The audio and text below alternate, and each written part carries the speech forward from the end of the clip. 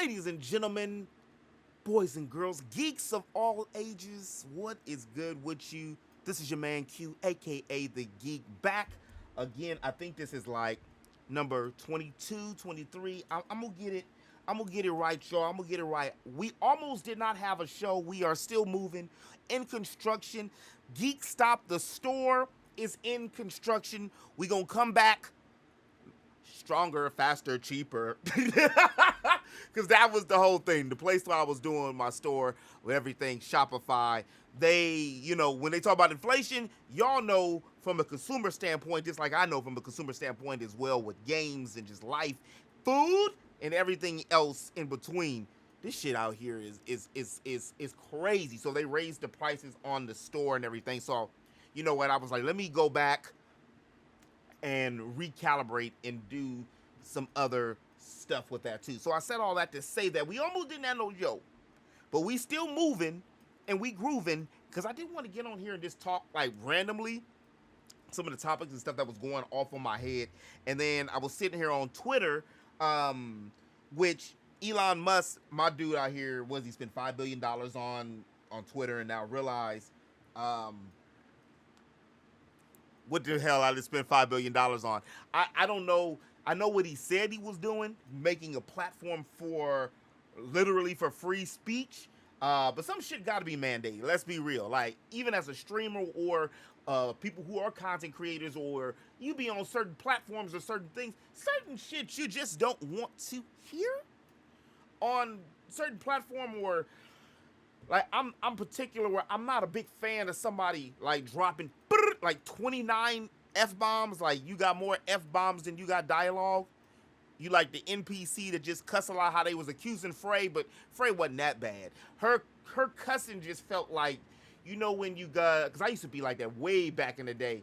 When you don't cuss a lot, or when it's like somebody trying to be tough but they weren't tough, or you're like, okay. And my thing was I would be trying to cuss or say something that would be awkward. This was like when I was a long time ago. But my mama and my grandmama, they used them words, and I kind of like just twisted them jokers. What was my grandmother's favorite word? I think her favorite word was shit. But anyway, I went down the wormhole a little bit too far already. So we are changing up the Geek Talk to be included with guests and to have a producer. Shout out to the homie Miggy, who has been in his lab as well, who's going to be helping produce the show. And that's going to be on another channel, and maybe I put some clips and stuff up as shorts and stuff here on this channel, and of course on the other channel, which will be, of course, labeled Geek Talk, because I can't have everything here on this channel and be all willy-nilly crazy style. You know what I mean? I gotta have something more organized or focused a little bit. But one of the reasons I've been sneaking shit in, and I've been sneaking stuff in, and y'all have been responding to it, so I appreciate everybody who's new, who listens, and all my OG triple OGs. When if you remember the originals, who's been around for, I've been out here on these digital streets for 7 years now, and when I first started, I really ran with the gaming, entertainment, anime, and comedy, which is the acronym for Geek, and it didn't pop. Like, it wasn't popping. It wasn't crack-a-lacking. I'm not saying I'm chicken grease right now, but what I am saying is things are a lot more headed in a better direction now that I have moved it to mostly focus on role-playing games. I do sprinkle in some anime, and I just start sprinkling anime again on some shorts and stuff. Even those, a lot of animes that's tied into games, or just things that I wanted to continue to keep, like some type of pop culture. So this little cast here might be the transition one, because I'm just putting some gameplay up here, and we just getting candid and talking on this one. So this is kind of like my slice of life series without me showing my face. Again, I almost didn't do this, y'all, but you know what? You can see me, I'm doing my hands. I didn't forget about the Doug topic I was talking about. I'm sitting there like, you know what? I want to can keep it going. Like one of the things is I'm a big Gary V dude, and I'm a big proponent too. I know that comes from my own being an only child, and I moved a lot when I was younger. So what happened was it made me have to depend on me so much, which is a gift and a curse a lot of times, because that's one of my issues. My own problems is I don't like to particularly ask for help a lot of times, and sometimes when you can project that, and then a lot of times when you don't like to ask for help, then you can't be upset when people don't want to help you because people think you got it together. So I've been more candid, which sounds like the word of the night. I need to write that down too. So the word of the night is candy because I've already used that shit 3 times. We ain't counting the word shit because I said that about 10. Talking about my grandmama's grandmother. I had a grandmama and a grandmother. One liked to be called one thing and the other liked to be called another thing. It was interesting dynamic. Interesting dynamic. But, before I go too far, back to the Beatles, which was a tweet that one of my homegirls had just posted or tweeted, which she was talking about the beats, and it was that I killer tofu, ooh oh ooh killer tofu. It didn't make sense.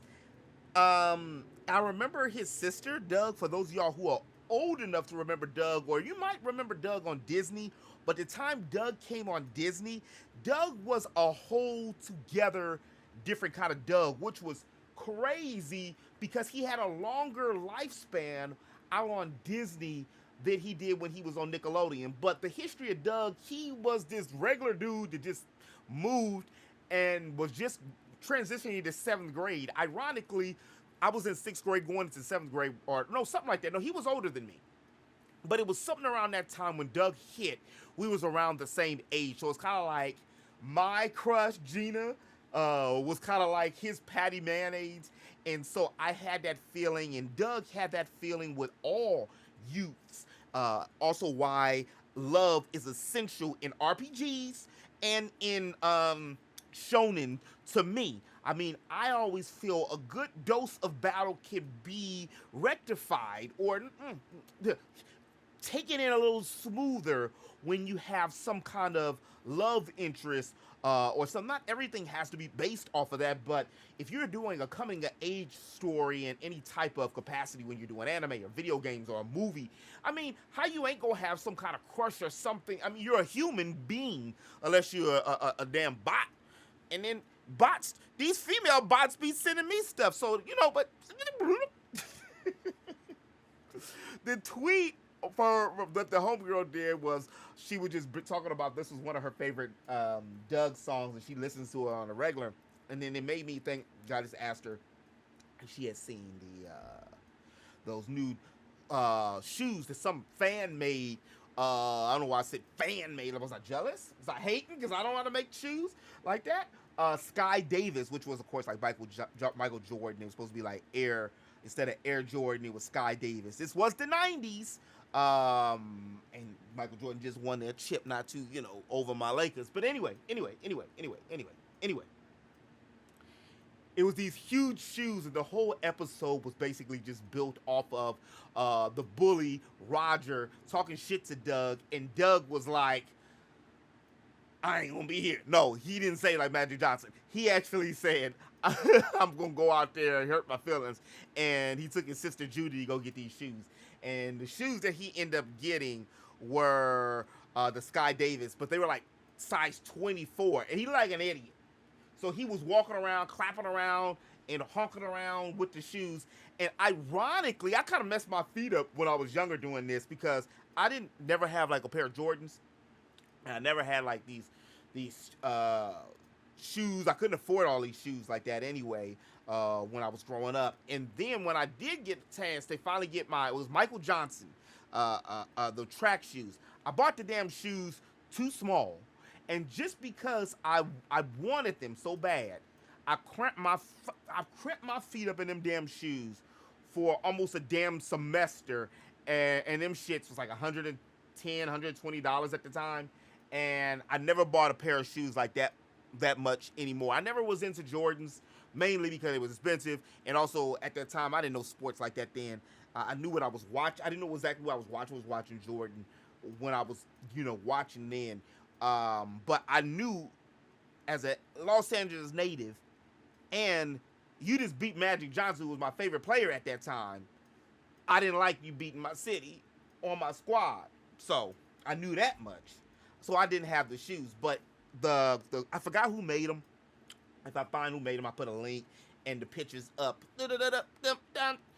Post production. I ain't making no promises now. That's why I'm not behind the camera on this one.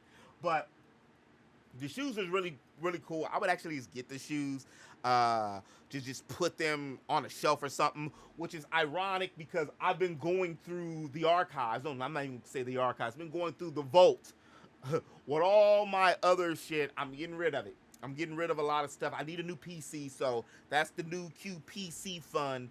I'm flipping a lot of my. I'm about to clean up and flip this Atari 5200 that I have. All my physical anime, all that. If any of you buy, I can't even talk. Anybody want to check some stuff out? I do. I have a link. It's in my description too. I run a store on eBay as well, so I do have some, and I always get like other stuff. So I'll fix certain things for people and stuff, and then I'll buy stuff like that. Like an online geek stop, if you will. Well, that's actually the name of my whole thing. But I'll put it on there. I'm getting rid of a lot of stuff just because it's taking place differently, and honestly, I said taking place differently. It's taking up too much space. And I was going through my Yu-Gi-Oh cards, right? And I'm going through my Yu-Gi-Oh! And I'm thinking about when I got my ass kicked, like 10 years ago. I was taking some courses, and it was some of the people that was up there at the college. They was younger than me, but they was talking that yin-yang about Yu-Gi-Oh, right? And I'm like, shit, I used to be that ninja, man. I used to be out here doing it. And I did. But then there was the Sixth Samurai. You take time off in anything. Not only did the anime change, but damn it, the cards changed too. And when this dude brought out the Six Samurais, and I couldn't even get a move off, it made my old warrior deck with Marauding Captain and Command Knight and with Obnoxious Celtic Guardian and then DD Warrior Lady with Freed the Matchless General and the A Forces. I had all that set up, and with Blackluster Soldier, Envoy of the Beginning, I had everything set up. So then boom, boom, boom. But some of those things, and the Exile Force, a lot of that took so much extra time to actually do that it was crazy. It was crazy that I couldn't even get a hit in with these new Six Samurais in Elemental Force. But I have a lot of cards like that, so I've been just like, let me just get rid of them. I'm not going to use them. And a lot of my Animal Crossing cards during the miasma I picked up. Now with the advent of Nookazon, I can basically get any one I want without any money. And it's cool for me just to have it, but I've also been, I hate to admit it, y'all, and I've been digital. Final Fantasy 16, and y'all know Final Fantasy is my favorite series. Even though it's not the same series that it was with Hinabaru when he was out here doing that thing. And damn, I missed that Final Fantasy. Damn, I missed that. It's just so. It was just something about it. Final Fantasy 16 for me, y'all. And this is not a spoiler, so don't worry. You ain't got to check out and then come back in or anything or something like that. But I don't know if I'm going to put timestamps on this one because I'm all over the place. Normally, I like to put timestamps on each video now when it's like a longer video. Even with the videos with the archives, I do that, which I'm so excited about this archives, y'all. I'm going to have to talk about that in a little more in detail coming up soon. I look at my whole attitude and change when I start talking about these archives because I have been putting in work since last year on this, and that idea just came to me. And then again, the homie Miggy was telling me, he hit me to was it Tsunami Aftermath or something a couple months ago, and I was like, he's like, is this what you're talking about? I was like, exactly. I just can't make no website right now, but where it's a loop of all of the Toonami episodes every Saturday, and that's basically it's 24 hours, and that's what it just does, and that's my idea is episodic 12-hour block of RPGs that are dropping or already dropped. Some old ones, some new ones, some good ones, and I'm starting to gather some folks that's actually willing to help and create some videos and play some games to be able to get the content. It's only me, so that's one of the reasons I had a hard time with releasing it. And I said I wasn't gonna talk about it yet, but I'm so passionate, I'm so excited. And it's because I hadn't beat all the games. So I have beaten a lot of the games since then, and not only have I beaten a lot of the games, but also what's happened is I've gotten to a nice stopping point in some of the games. So with my over 20 some years of anime now, and actually honing down and looking at it and analyzing and scrutinizing it a lot more than I had as just watching it, but breaking it down in a creator standpoint, I start understanding some of the nuances and some of the stuff that they do inside of these, the filmography, the videography, if you will, when it comes to breaking stuff down. So how to leave you on a cliffhanger on one part right before the commercial. And it's also been being able to also get people that are peers and getting certain parts of their commercials or certain, I'm dyslexiking it, certain parts of their video, like a small clip, and then inserting it as a commercial, just, you know, to give a shout out to my folks or people that are peers and other people that I like their content to take a look at. Twitch has this thing I love where it has your people. It show when you're away, it actually shows the people that you know, that are in your circle or people that you might admire or your top favorite streamers and things like that. And I like to put it on the screen and watch my folks sometimes before I go live to see, you know, you can see the correlation. It's a to me, it's still to this day is a better take the monetization out of the side, which is hard to take monetization out when you offer monetization. Trust me, I know. But if you look at it from the aspect of just pure, what's a better platform to stream on? It is Twitch. But what is the better platform overall? I would have to say is YouTube. Well, why do I still stream on Twitch, and why don't I just make another channel on YouTube? I like the fact of having two different paychecks, to be honest with you, because shit happens, and I like, you always want to divvy up your income to just as a life hack. You want to divvy up your income, almost at your eBay. But that's another thing. You want to divvy up your income and have multiple sources of income that can come in different directions. And it's not only a challenge, but it's also a little invigorating too, to try to use when you're doing, like, if you're, how do I put it this way? If you're going into content creation, like for real, and you're making it or looking at it to take it as a business, then you're going to have to also be able to take care of yourselves in another form or fashion, whether that's with streaming and doing like promotional content, making videos and editing videos for other people. Also, by the way, I do edits, just to throw that out there. If people, you want to talk to me, business inquiries, the Geek Show at gmail.com. I need to get my own website, and that's what I one of the things I was talking about that was merging into everything. I do want to get my own website because then I can just sell my shirts and stuff directly. I can go through Printful, which is the pay to print place, and have them do it versus going through Shopify.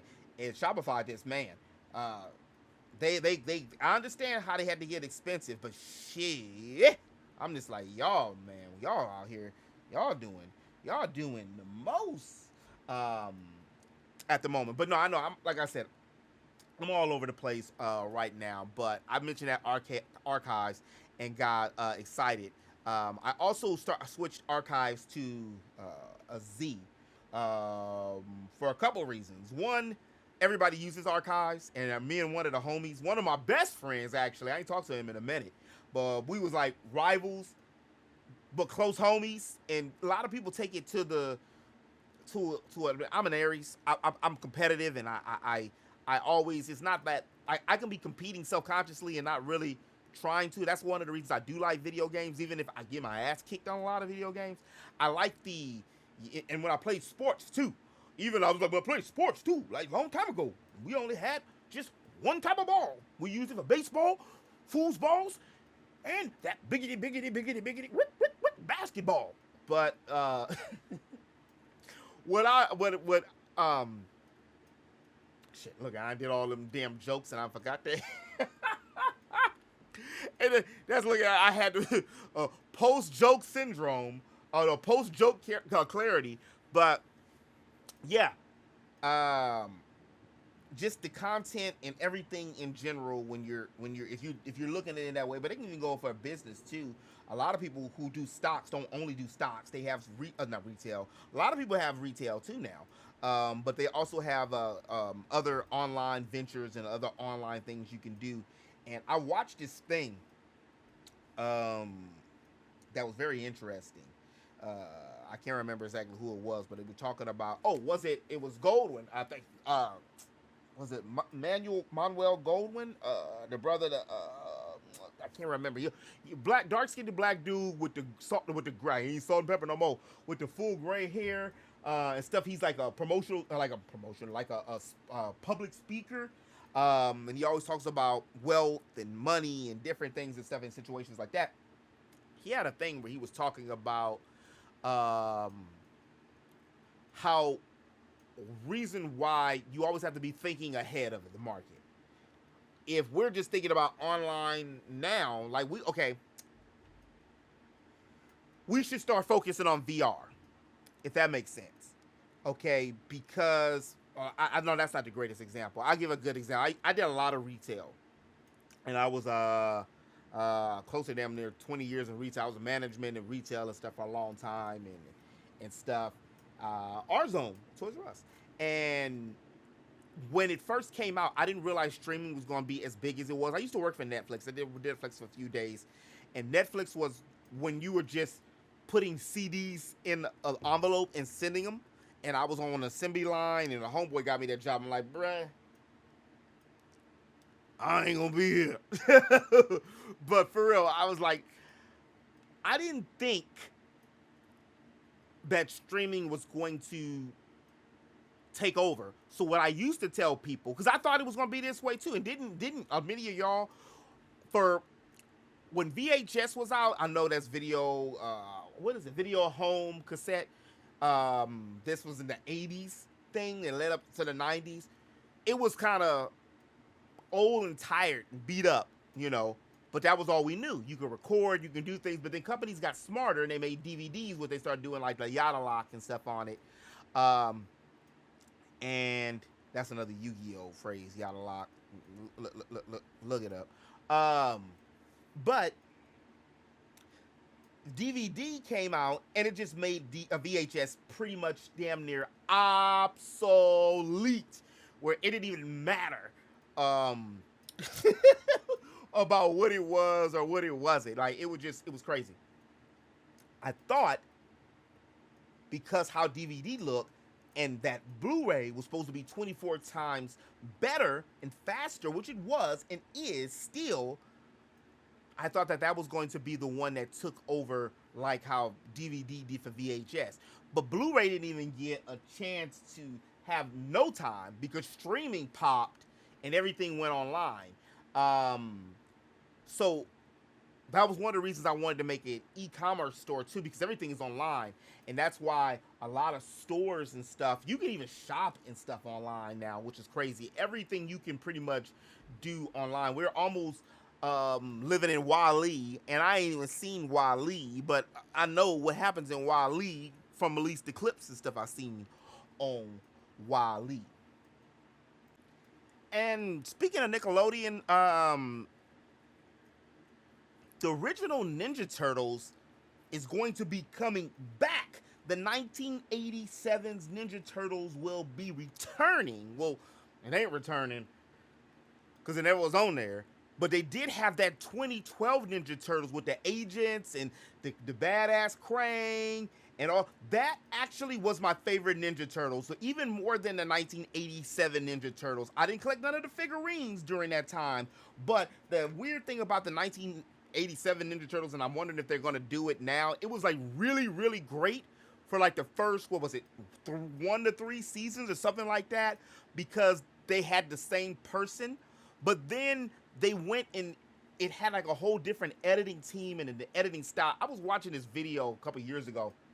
I can't remember who did it, but they were going into great detail about how the Ninja Turtles were. The first few seasons were so coherent, they were so great. And then afterwards, it was like watered down. For those of y'all who drink coffee, I like my coffee black, like me. Some sugar and some cream, but black. I like it strong. Then the other Ninja Turtles was like when you take some water and put it in your black coffee and water it down. It's not the same. They say it's the same, but it's not the same. So I'm going to check it out to see. I haven't watched the old school Ninja Turtles probably since the 90s. I still got the figures, though. I wonder what them thing going for on eBay. And I know it seems like I'm just talking about a whole bunch of entertainment newses and things like that too. But my question to y'all is, what the hell?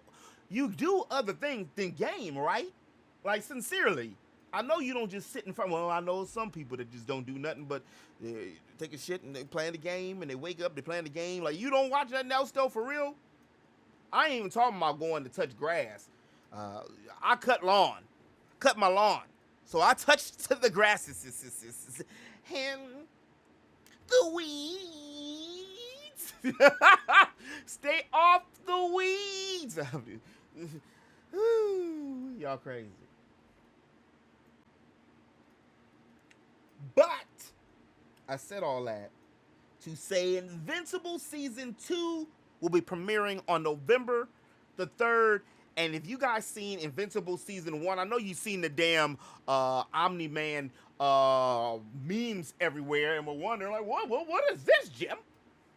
Who's that guy beating on that other guy? Oh, that's just Marvel. Ha! Is that Superman and Batman? Because a lot of people, honestly, the people who aren't into a lot of the geekdoms and stuff, they don't know what the hell it is. So that's why I was like, well, what y'all watching if you ain't playing the game? Like, I'm just speaking for myself and some of my contemporaries, some people I know and talk to. We watch anime or science fiction movies and other things. Like, even when I'm finished with Final Fantasy 16, I took a break for a minute and I watched some anime. I'll catch up on my One Piece, or like right now, I think I'm 2 or 3 episodes behind. I think it's episode 4 of Rent a Girlfriend, or I'll try a new anime, or like I even watch certain series like Power, 50 Cent's Power. The Power Book 2 Ghost. I like that. Now the one with Kanan, he already gone. I don't really, that's how I feel a little bit. That's why I'm liking Final Fantasy 7. Rebirth with how they're doing different things, because okay, here is another example. I was dating this girl, she got me into that 13 Reasons Why, and then she's like, oh, it's a season 2, and I'm like, but why? The girl's already deceased. We got the main plot in season 1 and seen what happened. She's already gone.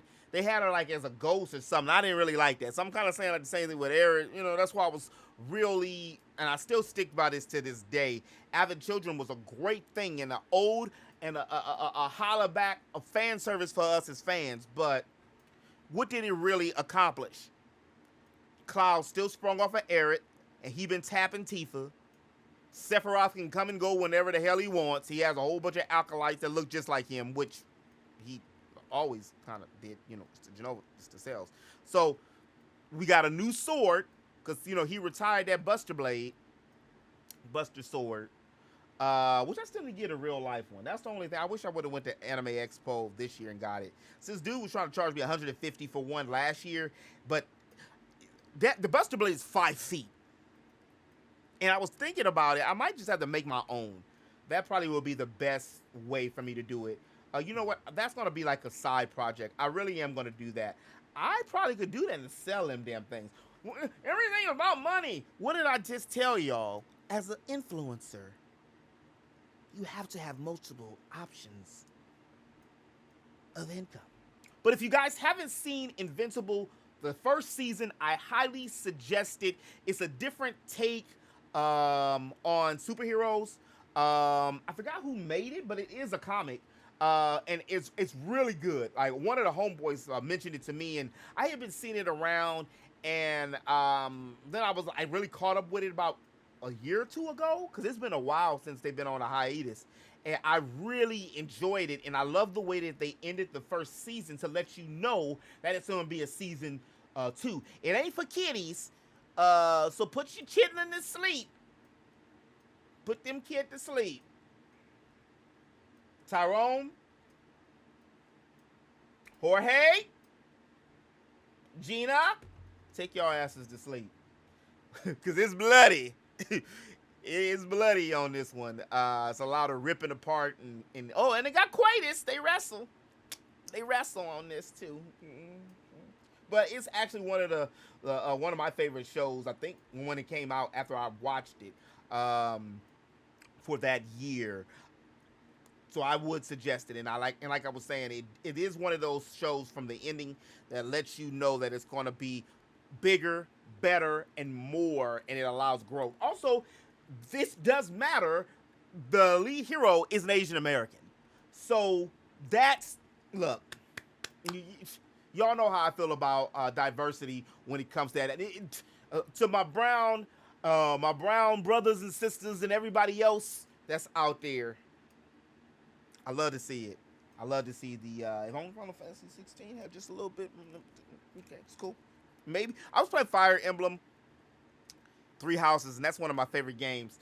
And I was sitting there like, there ain't no black people on here. Claude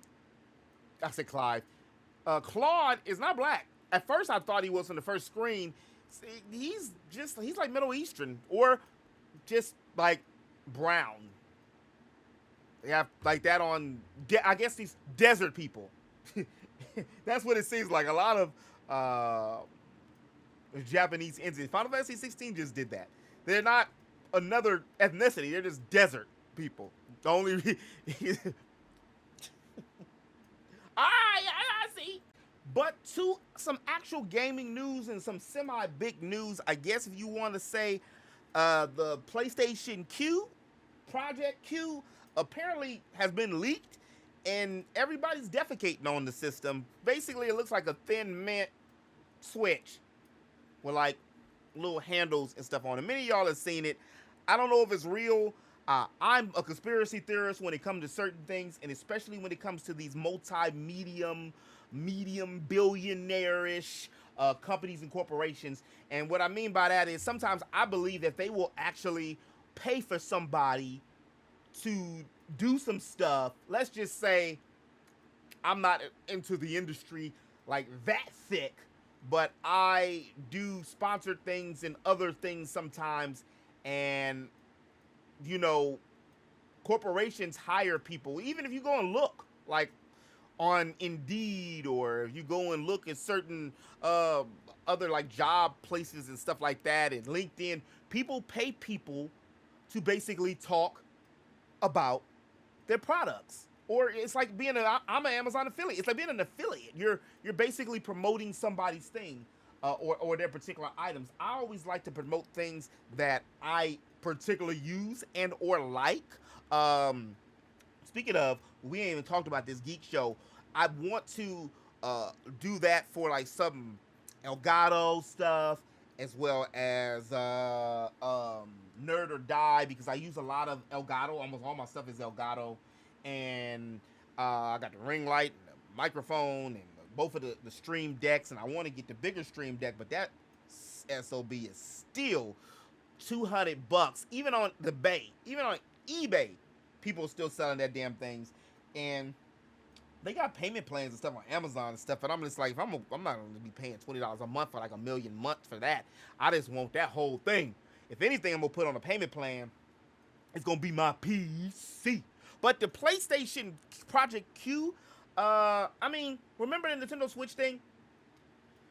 It's I don't care what these systems do. The Nintendo Switch would be a flop if it was the Wii U, because it didn't have no games. Wii U had no games. I mean, 10 games you got. Look at Xbox. My voice is cracking. I'm going to puberty. I got so high pitched with the damn Xbox, and I wanted the Xbox more than I wanted the PlayStation 5. I didn't think the PlayStation 5 was cute. It's ugly. It looked like some Kaiba Corpse made, and Kaiba's my dude. I like Kaiba more than I like Yugi. Why Yugi so short? They never explained why. What's up with them? Why they so short? Why they so short? Okay. Why? Okay. All right. Only one good thing about that, because I tell you, and him being all right, we're gonna transition. But for real, it's about the games. It's literally about the games, and honestly, I don't really know. I know that's why PlayStation was like super scared, because Call of Duty has been their thing for a long time, right? So if Microsoft buys it, that means Sony is not good with depending just on their first parties alone. They're not Nintendo. Now don't come at me with the pitchforks, but if you do, I mean, just leave a comment on the like at the end of the video. But Sony got some good, first party games. Like Last of Us is one, Uncharted series, which they said they ain't doing no more Uncharted. So that's Horizon Zero Dawn. What else? That's out. It's a couple I'm missing. I know. So don't get angry. I did like Heavy Rain, but there's not. It's few and far between. That's where I used to always equate Crash Bandicoot to PlayStation, but now Crash is the new hoe. It ain't Sonic no more. Crash has been on every system. Crash out here crashing. Crash. Spin. But show me the real proof. I don't really try to react too much off of a lot of what people are saying or doing when it comes to that. I mean, only because we don't really know anything. Remember, we were thinking that the Nintendo Switch at the time, which was called the NX, I still like that name better, was actually going to be competing with the Xbox and competing with the PlayStation, and it did not at all. But what made the Nintendo was that Breath of the Wild, said fire, I caught myself. Mario Odyssey didn't really reinvent the wheel or move the cursor too much. It gave us as Mario game fans something to play and enjoy, but like one of the homies always, he brought that to my attention, of voice legend, aka voice parodies. And we was talking about, matter of fact, on the podcast, and we was talking about it, like Mario Odyssey didn't really do anything that, like Galaxy. It did a whole new thing. The same thing with Mario Sunshine. It was a new thing with Flood, the ability to not be able to punch or kick and have to use Flood. And I think that's one of the, in these type of puzzle situations, to get the sun sprites. And Bowser not primarily being the main antagonist was a whole new twist on pretty much a tried and true Mario Brothers formula. Now, if the PlayStation Q comes out and it has where you're able to maybe cast your games onto your TV without wires or something, like it's like the Switch without being the Switch, which I don't know what kind of patent the Switch has on, or utility patent that they have on it. I'm pretty sure they got a pretty thorough but they're a pretty thorough switch where the game is switching when it touches like the dock. But they've been doing that for the longest, because they've been doing that in the Nintendo Switch or Nintendo since the Game Boy Advance and the Game Boy or the Game Boy Super Game Boy. I still have that. It was the Super Nintendo cartridge where you just plug your Game Boy and Game Boy Colors into it, and you can play that on the big screen.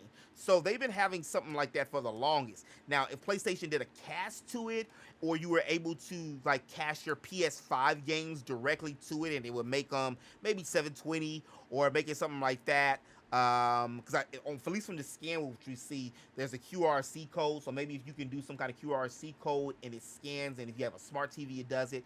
It has to reinvent the wheel. I was talking about that a little bit earlier. All this stuff has to have something where it reinvents the wheel or pushes the narrative a little bit. The Switch took an old thing and kind of just did it newer, but it had games. Um, that's what I was hoping that Xbox would do when it came to the Game Pass, and I still haven't seen them do that. Like, what's the? I don't have to buy your $500 system, and I wanted it because of Game Pass. Maybe if they drop the price to 300, but I think the Xbox Series X is still. I don't know. Some people like the Xbox S. I guess because it's cheaper. But I like the tower, the trash can one. I like that one. That's the one that I wanted. I'm still gonna eventually get it, but I don't know when. But as far as the Project Q, I want to see more info. It would be nice to have it project. I remember I was working in this corporation, and the boss at the time, I don't even know what happens to that technology. He had been investing in this company where your cell phone will be able to project something onto the wall. And if the game was able to do something like that, because I have a projector and ain't nothing like, it's a low end projector, but so it doesn't give like real full high fidelity 1080p or anything like that.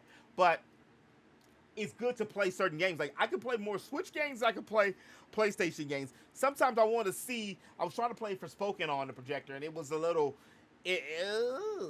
like I Love Lucy. It was a little blurrish. I can play some Mario Kart or something like that. That's not where the game is demanding that it be in high fidelity, that it be the best graphical powers. Now that I'll play on the regular screen or a TV that can have that kind of out. There also I've been hearing these rumblings of stuff about it was an interesting topic, talking about going down through the wormhole. It was an interesting topic with Pokemon, and the topic was I can't remember the dude. He had a podcast and he was talking about it. So I have to. I'm sorry, bro. I'm sorry. I don't know. I don't remember. But he was talking about, it was on Instagram. It was a clip, and it was a very fascinating topic. And the whole thing was, he said that Ash Ketchum was a clone, and he gave some very compelling arguments. And he was talking about from the original Pokemon games that it was no Ash Ketchum. There was only the Wentworth brothers. That's it just like it just like hit me almost like I paused and then went and looked up the dude so I can give these guys they credit. But the whole theory was that Red, that had been in all of the Game Boy games and the games, basically was the original champion and the original Ash Ketchum. Or he wasn't Ash, but he was the original protagonist. And this would explain why he was cloned, talking about Ash, from Red, and why Ash has been a kid for so long. And mysteriously, Ash doesn't have a father, but lives right next door to Professor Oak, the world's most premier Pokemon scientist of all time. And I know it sounds crazy, hyperbolic almost, but my theory was very simple. I just thought he was actually, Oak was Ash's dad, and they just didn't want to say nothing about it. But Ash being Red's clone, that does kind of make some sense. It's kind of weird, but it does kind of make some sense. It would explain why Ash is so young, or for those of y'all who watch Team Venture Brothers, why these idiots could be destroyed and always survived. So is it like, if he was really a clone, did he have like Naruto's powers every time? No, because he would have won. It wouldn't have took him 20 years to win. But that doesn't explain Misty and Brock, though. Or, well, because when do we see them? And it's just in my nature, but I can't talk about Xbox or Xbox One, which I didn't end up buying an Xbox One. The only two systems modern day where I could buy my own systems. And it wasn't that I couldn't afford them, because if I want something, I'm gonna get something. You know what I mean? What I'm talking about? You know what I'm talking about? But seriously, it didn't have no games for the Wii U. That was given to me, and there was no games for the Xbox One, so I passed on it. I mean, I'm not just gonna buy it just to say I got it. It's just gonna sit there. That's one reason I'm letting some of the stuff go now. It's just sitting there. Let somebody else enjoy it or love it. If I want it, I get it again. You know how it go. Or maybe you don't, but that's how I'm rolling. I didn't want the Xbox, but I did want Scalebound. And many of y'all remember Scalebound was supposed to be developed way back in 2013. That's during the battle. I was at the Battle of the Bay.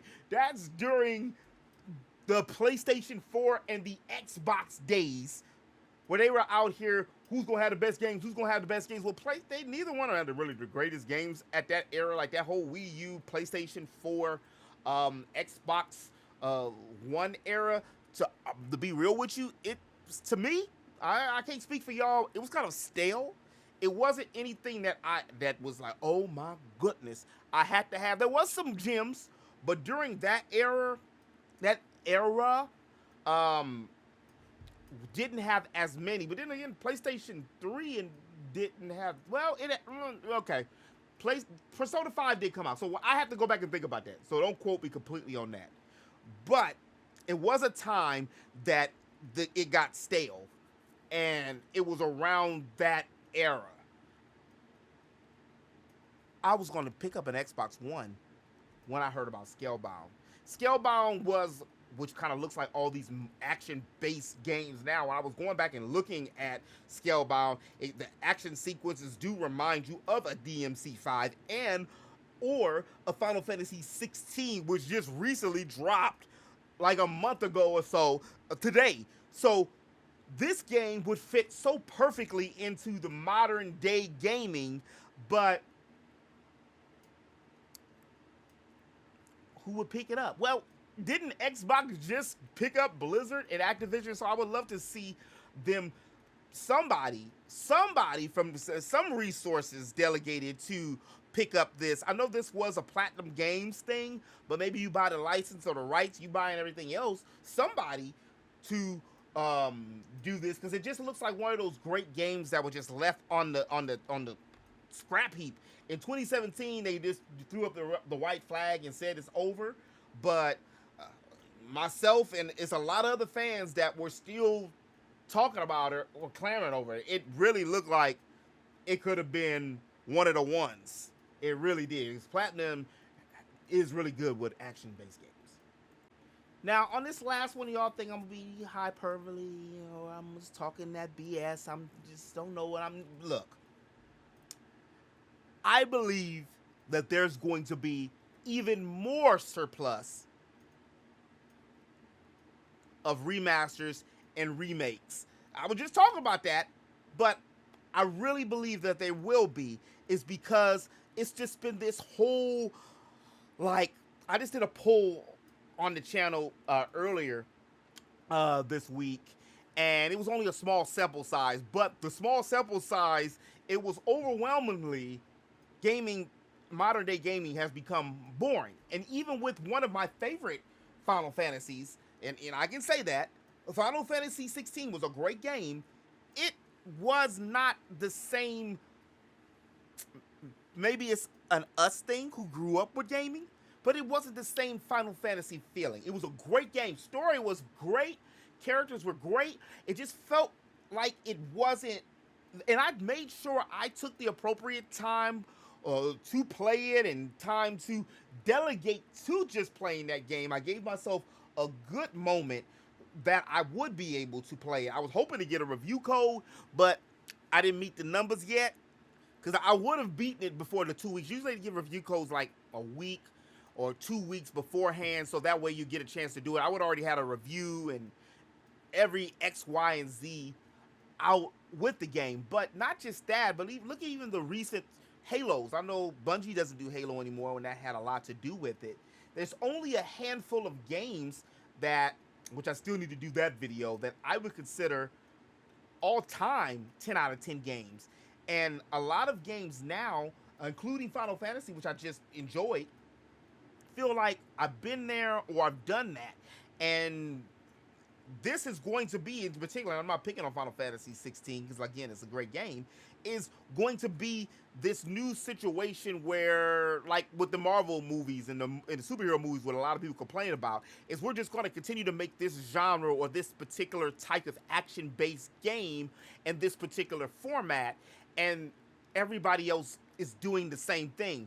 One of the reasons that older games are being brought back, two reasons: they have an audience already. That's why, if you ever ask yourself why they keep rehashing and bringing back these old things and old stuff and nostalgic things. They're trying to play on the old nostalgic purposes and feelings that we had or you had in the 80s, 90s, early 2000s, because there's already a fan base and they know that you'll want to see what the new thing is that they've done to it or that remake, because it's cheaper for a company to retain customers than to go out there and get a new customer with a whole bunch of customer acquisition costs and things like that. I know that's behind the curtains type of situations, but it applies and it carries over to us. What's that saying? Shit don't roll uphill, it rolls downhill.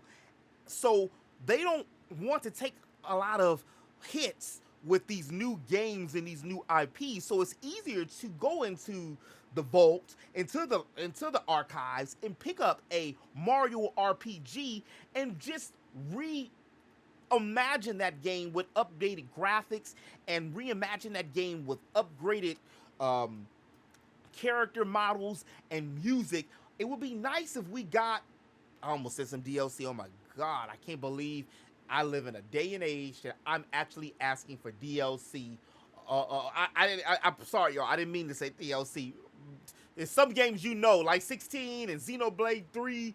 A lot of games now, you just know. And remember when Nintendo said they wasn't going to do that, but they end up doing it because why wouldn't a company not do it?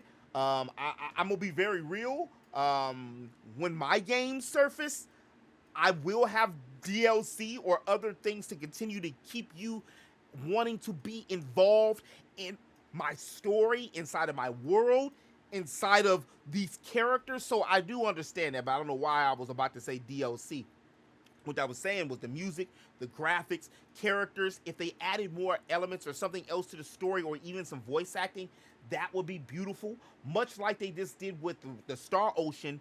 If you guys remember the original Star Ocean first departure, they cleaned up the dialogue on it a lot. Even though the ROM version I had light, and I mean light, on the opening movie, it had light voice acting, but I'm not sure if that was just a mod or if that was the actual straight from Japan port and somebody just redid that. I'm not sure because I didn't get a chance to play the original one until I got my own PC, and then I played it on the ROM. But Chrono Cross, Live a Live, a lot of games, especially in RPG in nature, not just exclusively in RPG in nature, but especially in RPG in nature, a lot of these stories are so potent and so like, ooh wee. They're just so great that the story transcends the graphics. Not, and a lot of the games aren't remastered or they're not remakes. They're like Mario RPG or Final Fantasy VII. Which, shout out to Square Enix. Now that you think about it, they really out here doing the damn thing when it comes to or Live a Live, these remakes and reports, because a lot of them look good and they're making money off of the games. But to a degree, I do have to agree a little bit, and I wasn't trying to rhyme right there, because there's so many games, like, just for example, Lufia, The Rise of the Sinistrals, as well as Lufia 1, which dropped way back in the early 1990s, the Breath of Fire series, the Legend of Gaia, Legend of Dragoon. There were so many games that were just left on the chopping block, not only by Nintendo, but also by Sony and a lot of these corporations and these companies, which, again, for due reason, if it ain't making money or if it doesn't make what you think it should make, like, I still don't know the expectation would people feel that Final Fantasy basically took a backseat to a lot of other RPGs. So for Square to feel any type of way that they made 3 million when the game debuted is pie on their face or yoke on their face. We know as consumers that their moneymaker is Final Fantasy VII. That's not a secret. That's why we've just seen. Uh, my theory is that Rebirth dropped so close to Final Fantasy 16, just in case. If you notice, in case, and also it was what was it? What was it? When did that article come out? Don't quote me verbatim here because this is just off the top of the dome, but it was an article somebody said a while ago that they were not remaking any new Final Fantasies until a game got the popularity of Final Fantasy VII. And as we know, no game in the Final Fantasy series, hate it or love it, has gotten that worldwide appeal and cultural influence that Final Fantasy VII did back in 1997, which is why they're beating. Now I ain't gonna say a dead horse because we still riding and the cow's still giving milk. So it's like with the Skyrim thing and Resident Evil 4 and Mario Kart, except the difference is it's at least remade with some new elements to the story. I can't say if there's too many new elements to Resident Evil 4 because every time I see it, somebody playing it, they complain. Well, I remember the homie was just complaining. And what was her name? Alice, where you gotta guide her in Resident Evil 4. Amy, Alice, whatever her name is. Yeah, she's still not it. She's still not the one. There's no reason to wonder why Leon was like, So I will have to say there is some validity to the golden era of games or games not being in. And I think that's also why it's the same thing when it comes to the movie industry and TV is dead, is because it's a copycat league. And a lot of companies and corporations, they'll continue to do what they think that makes money, but not do what, not do what is chancing things. And a lot of games back in the day chance things. And if you didn't have the budget to make something on the game, what you would do is you would put some kind of, I don't want to say limitation, but you would do something within the gameplay of the game to either make it a longer game, or what you would do is you would make it some kind of hack. I'll give you a perfect example before I close, is Animal Crossing. Every action in Animal Crossing is meant and deliberate to take a long time. The whole game is supposed to be like I call it my therapy game. It's because it's supposed to be slow pace, even with the time skip. Slow pace from all the way to you gardening, to just pouring some water over on some plants, or when you're trying to just dig a hole. It takes time, and if you do something too fast, even if you're talking to Nook to try to which you can fast talk people by pressing the B button on the controller.